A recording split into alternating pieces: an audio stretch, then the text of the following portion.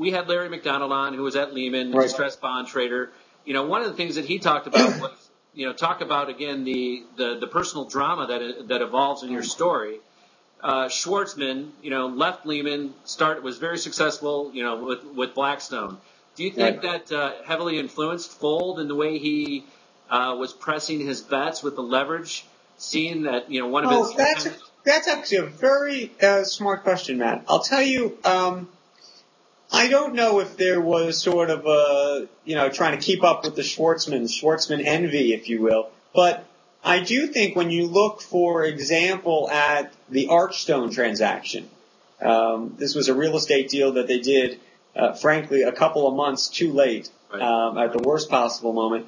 There was a bit of, copycat-ness to that, which was that Blackstone had just done this big deal with EOP. And so you see that's Equity Office Properties. You see this big deal. You see how successful that was. You say, let me copy that. Of course, you copy it at the worst possible time, and look what happens to you. So I don't know if it was a personal, I want to be like Schwartzman so much as looking at a strategy that worked and unfortunately, in their case, going down the wrong path. Yeah, so even the big guys fall prey to the momentum trade, so to speak.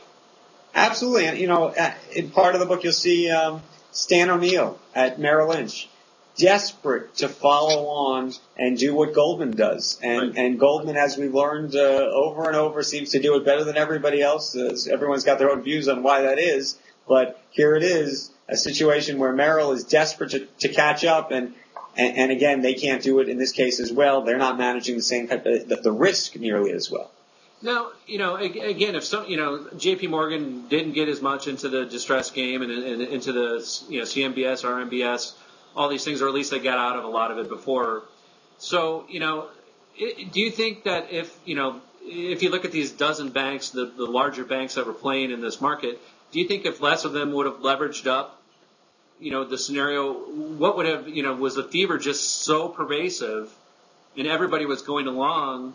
Again, that they're almost looking at them, going, if we don't do this, the shareholders are going to skewer us, and if we do it, we're going to be backed by again the too big to fail. Well, I'll give you a great little anecdote. I was at an event 2 or 3 weeks ago, and John Mack of Morgan Stanley was actually in the audience. It was shocking, and they asked him a question. He stood up and told a little story, and the story was that there was a deal that was taking place a couple years back.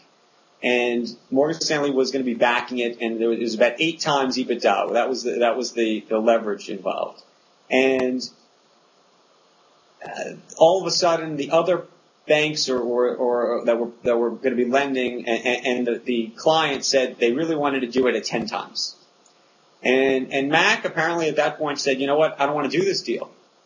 And actually took himself out of it and thought that the others might take themselves out of it too. Right. But what he said, the punchline of the story was, he said when he turned around 2 or 3 days later, it wasn't at 10 times anymore. I think he said it was at 12 times all of a sudden, and somebody else had taken his spot happily. Right. And so there is an element to, if I don't do it, somebody else is going to do it. And if they're willing to do it, why are they willing to do it? Am I this goes back to jumping on the train ahead of the bubble and feeling like you're missing out.